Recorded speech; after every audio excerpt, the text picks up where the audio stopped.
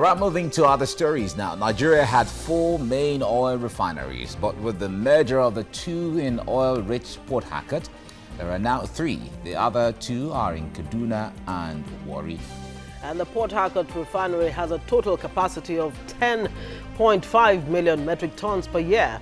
The Kaduna refinery, 5.5 million, and the capacity of that in Warri is 6.2 million metric tons per year. Together, the refineries have a collective capacity of 445,000 barrels per day, but currently operate below 40% capacity. Now, since the return to democracy in 1999, the government has expended 264 billion naira on maintenance of the refineries. But the billions don't seem to have done much. Maintenance of the refineries is one of the core issues surrounding the lack of a satisfactory output in the Nigerian oil industry. Efforts have been made to encourage private investors to build refineries, but that too hasn't been as fruitful as planned. In 2002, 18 licenses were granted investors, and as of today, only one of them has come on stream with just about 1,000 barrels per day capacity. Businessman Aliko Dangote is currently building a 650,000 barrel per day capacity refinery on the outskirts of Lagos, and that project is expected to be completed in 2019. And before that, he had won the right to buy 2 of Nigeria's refineries. They were sold to him by the regime of former President Olusegun Obasanjo, but the deal was reversed by Obasanjo's successor, Umar Musa Yar'Adua. Refining of crude oil and other petroleum products translates into an economic boost and development for any nation. More worrisome is the fact that the importation of refined petroleum products puts a strain on foreign exchange. And this means the country's forex request for imports of petroleum products, which currently stands at 35%, will further increase in the coming months unless something is done about the state of the refineries. Now, the question begging for answers: should we privatize or put the ones we have in order and refine? That's the big question. Big question indeed. All right, we have with us in the studio, joining us, the Executive Secretary of Major Oil Marketers Association of Nigeria, Obafemi Olanwore. It's good to have you join us. Good morning. Good morning. Good morning. And we have from Port Harcourt, our Port Harcourt studio is an oil and gas expert, Biobele Arimie. Biobele, good morning. All right, okay. We'll have him join us as we get along. Now, Bafemi, let me start with you on this. The question of refineries in Nigeria not working has lived with us, over the years, year and year again, and so on. Now, it is very quick to blame them on oil, the militants who are busting this, who are busting that, and that's why we're not having this and having that. But let's get into the refineries themselves. Why can't our refineries really work? What is really that problem? Ownership. Okay. That's the simplest thing. It's ownership. Before the militants came, the refineries were not working optimally. So we shouldn't blame that on militants alone. It boils down to lack of maintenance. And who maintains them? It's the government, because they own the refineries. So as far as we are concerned in the private sector, it's the ownership. Change the ownership and the refineries will work. Element Petrochemicals, they changed the ownership and it is working. It's as simple. If they don't want to go the whole hog, they can try the LNG model. Which is the LNG model? LNG model is where you have a core investor that has about 51%, and then the government has the balance, and it's working, and the government is reaping profits. So that model works. They can equally try that model in the refineries. But do you think the incentives are there, or if they are they right to attract local investors or foreign investors to take over these refineries? The other incentive that should be applied is total deregulation.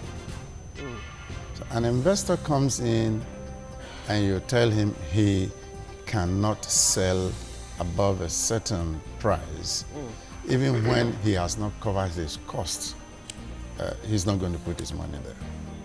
It's as simple as that. So the best thing is change the ownership and free the sector. And you get what you want. You can tax the sector. You wait for your profits, and then they will work. They will really work. All right. Now we have, okay, we are going to go on a break now, and then when we come back, we are going to talk about this, because the issue of the refineries, because it is really something that Nigerians would like to see them work, because the Nigerian economy is built around oil.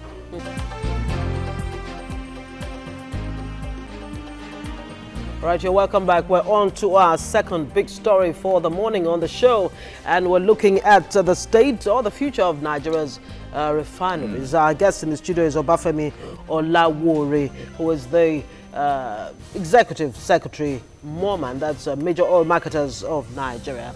Good morning, and thanks once again for staying with us. But we have just joining us from Port Harcourt, an oil and gas expert, Biobele Arime. Good morning to you, and compliments of the season. Thank you very much. Good morning to all of you in the studio there. Okay. All right, so now our guest in the studio just talked about the issue of ownership. He says it is at the root of the challenge or the problem, if you like, that we have with Nigeria's refineries. It's at the root of this, the state of affairs at the Nigerian refineries. Now, experts say reforms in the oil and gas sector, especially in the refining industry, will turn around the refineries, as it were. What kind of reforms do you think will really turn around the refineries? Do you think ownership could be part of it?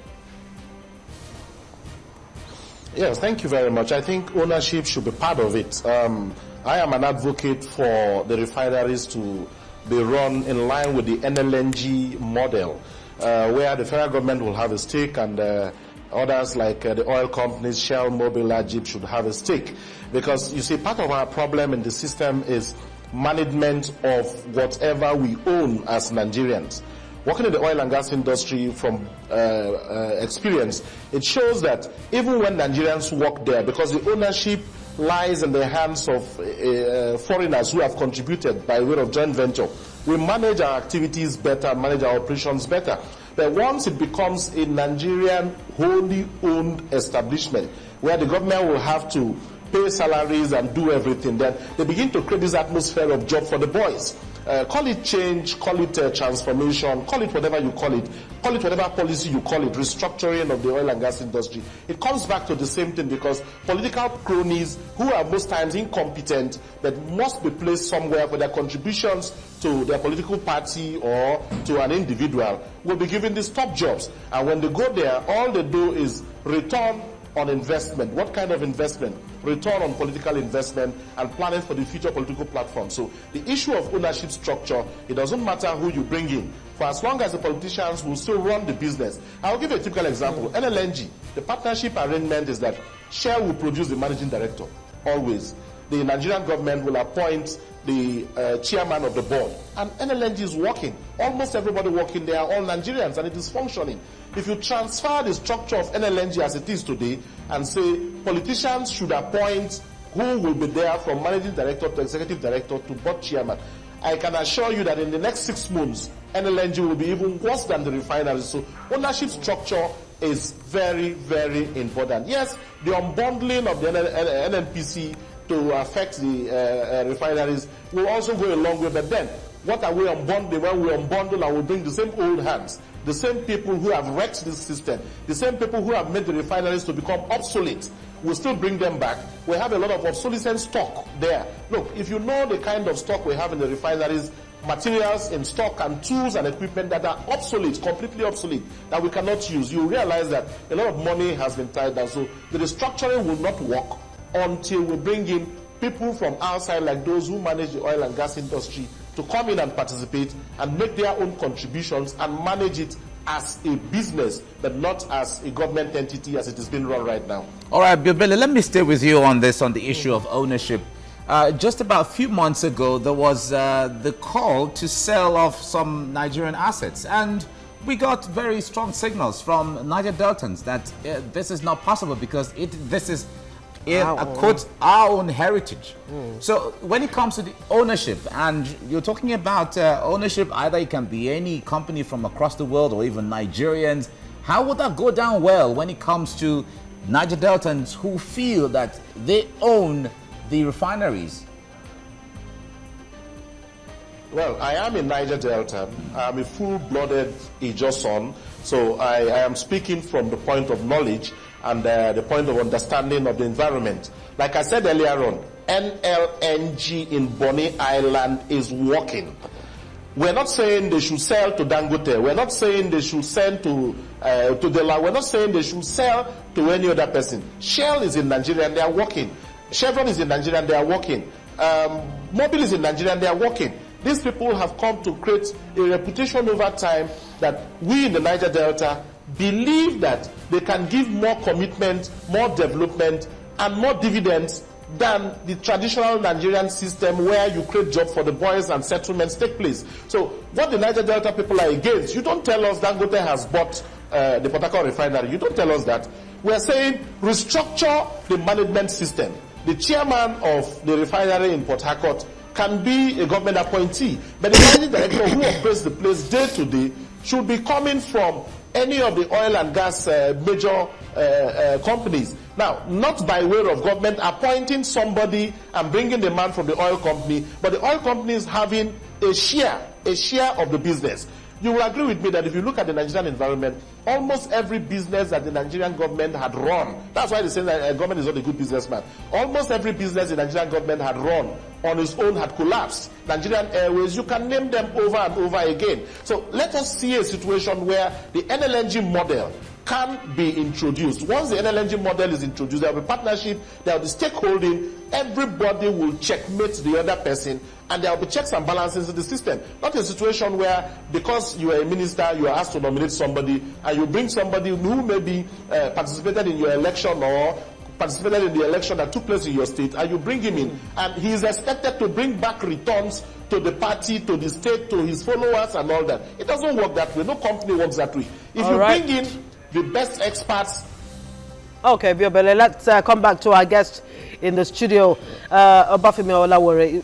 You heard some of the comments he made there. He said government cannot do business successfully. And there are successful models out there to show that indeed, when business is in the hands of private organizations or individuals, the likelihood of them succeeding is very high. So why has it been difficult for the Nigerian government to let go of the refineries, for example, that we're talking about? Yeah, you see, the issue has always been government thinking that perhaps if it gets into private hands, what they get is not going to come to them. I enjoyed the man from Port Harcourt when he expatiated on, but I'm beginning to think of even a modified model of the NLNG. If our brothers in Niger Delta are agitating, then we could have a core investor that has a majority share, and then the part that will go to government should be broken into federal, state, and local government. And then the community. And the community. So I don't want to suggest any percentage yet, but out of the 49% or so, the federal government could hold a certain number, state will hold a certain number, local government a certain number, and even the community a certain number, to give the sense of belonging to everybody. Because if you leave it to government, politicians will mess the whole thing up. They will mess it up. Why haven't the maintenance succeeded? It's because it's been awarded by government. If a private sector man awards the maintenance contract of the refinery, he will make sure that where he puts his money is always there. Okay, so the problem is it boils down to ownership.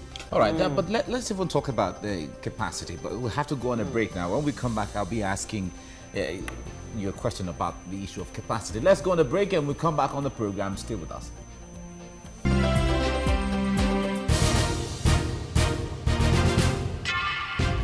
Right, if you're just joining us, you're watching TVC Breakfast, and we are discussing the refineries in Nigeria. Nigerians have often complained that the refineries in Nigeria have not really worked the way they're supposed to. We have in the studio Obafemi Olawore. He is the Secretary General, Executive Secretary rather, Major Oil Marketers Association of Nigeria, with us in the studio. We have from our Port Harcourt studio an oil and gas expert, Biobele Arimi. Now, Biobele, let me come to you on this. Now, we have often complained that the refineries have not really worked to capacity. Checking from the days they were constructed until now, have they really ever worked to capacity in Nigeria?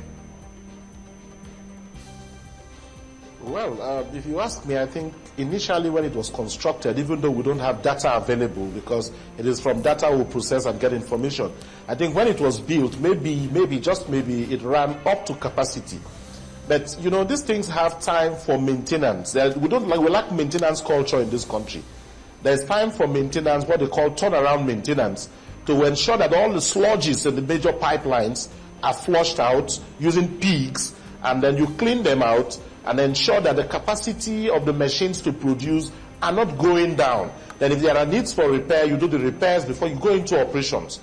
But the issue of MRO, maintenance, repair, and operation in Nigeria, we don't really have it. That culture is not there. So you have the governments of various governments, military to civilian government, awarding phony contracts to friends and associates who in turn divert the money and do less of maintenance, than more of sharing of money. Now, when you do that, it's like servicing a car. If you buy an oil on the roadside to service your car, you're not going to get any benefit out of it.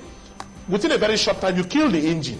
When you kill the engine, the idea will be to replace that particular engine. So that has been our problem. So in my opinion, I don't think, apart from when it was installed initially and commissioned, it has ever run up to capacity. And I think the major reason is because political interference has been the order of the day from the military time to the civilian regimes. It has been contract and contract galore every 4 years for turnaround maintenance to friends and associates who end up spending and sharing the monies while the machines go down the drain with obsolete spare parts in stock, tying down so much money without giving us any benefit or value for our money. But I do recall that President Buhari did express shock that at a time the refineries were actually working, that Nigeria was not importing one drop of fuel from anywhere. But unfortunately, things have gone really south. And talking about what it has cost Nigeria over time not to refine its own fuel, $500 million spent on turnaround maintenance between 1998 and 2007, and $30 billion spent annually on imported refined petroleum products. I mean, that is really obscene, to say the least. Now, the BPE, the Bureau for Public Enterprise, under the last administration, did say that the privatization that Nigerians have been calling for the refineries may not happen until the PIB, the Petroleum Industry Bill, is passed. What's that really got to do with privatization of the refineries? The PIB lays down general framework for the working of the oil industry. So I think BP will be right to say until it is passed, so that they have a document that tells them how to go about it. Now part of the PIB is being considered, at least the governance bill is being considered. The other aspect will also come in, I think, very early in the new year. So I believe that with the present National Assembly, the PIB will quickly be passed, and then the BP can have a framework, a legal document to go about their duty. But talking about the refineries, Yes, there was a time the refineries were working. They were working. Now, you remember, the first refinery was built by Shell, operated by BP, private sector. And it worked. At that time, there was only one refinery, and it served the whole country. Okay. But when the new ones came up, they also worked because they were new. But when maintenance was neglected, it became a problem. If you don't maintain a refinery, now, for information, the oldest refinery is in Nigeria. The one built in '65 is of the same age as the youngest refinery in South Africa. Built at the same time, and that one works. Currently, it's working up between 85 and 90%. But there's no refinery in Nigeria that works up to 10%. So what we're saying is that if you look at the ownership very well and remove sentiments, especially political sentiments, and do purely economics, you'll get all the plans working. Right. All right. Let me bring Biabele in here. Now Nigerians sometimes wonder why it costs so much to get crude oil, also to buy fuel, when originally it comes from our ground here. One thing is that we should just have been paying for transportation of the crude oil extracted from Nigeria to the country of refining, pay for the refining cost, and then pay for transportation back into the country. But this doesn't seem to be so. Do you have any idea to explain to us why it costs so much? Well, you see, because our refineries are not working, that's why we are taking to the path of exporting raw materials, that is crude, then importing them back into this country after they have been refined. Now, the cost of exporting it, somebody has to bear that cost. The cost of processing it outside the country, somebody has to bear that cost. And the cost of re-importing it back into Nigeria before distribution, somebody has to bear the cost. The simple fact is because we have refused to maintain and repair our refineries as at when due. Now, if we don't continue to see that we are making a mistake and retrace our steps and see how we can upgrade some of these facilities, not political upgrade, not upgrade for the fun of it, telling people that it is still going to work in the next 1 week, in the next 1 month, everything is done now, and yet we don't get results. We need to face reality, and the reality is that the equipments are obsolete. Believe it or not, they are obsolete. I come from Okrika. The refinery is just behind my community. The refinery will be going in there for years. The same equipment are there. They are outdated, they are obsolete, they are not being updated, they are not being maintained. Even in terms of repair, proper repairs are not carried out. So with all this, we are bound to pay for so much that we don't need to pay for. Now, the government has told us they have removed subsidy. If the government has removed subsidy and fuel is, say, 143 naira today, now it means if we can introduce things like modular refineries as alternatives, I've said this several in different fora. If we can introduce things like modular refinery, the modular refineries can take care of the Niger Delta as a whole and even reduce the issue of agitation in the Niger Delta, while the major refineries will continue to feed other aspects of the country outside the Niger Delta. Now, when there is competition, we'll begin to know who has competitive advantage and competitive advantage between the main refineries and the modular refineries, and I'm sure the prices will begin to go down. But a situation where some people have formed this cartel of sending out these products out to what we hear their own refineries or where they have interest outside this country, then the refineries cannot work. But I can tell you, if you change the ownership structure of the refineries, bring in other stakeholders, everything is going to change within a period of time, because there will be proper planning, the proper structuring and restructuring, the right people will be. And I'm sure the issue of cost of fuel at 140 will begin to come down gradually, because we have the raw materials here. There's no point sending them out. But until we do that, we will continue to pay higher and higher. All right, Biobele Arime in Port Harcourt, oil and gas expert. Thank you so much for your time and, of course, your insight. Now, Obafemi Olawore, 4 out of 745 operational global refineries are working, but 4 in Nigeria are just not, totally comatose. Now, there's so much talk about private refineries coming in. You hear about the Dangote, 650,000 metric tons or thereabouts. But are the private refineries coming too late to the party?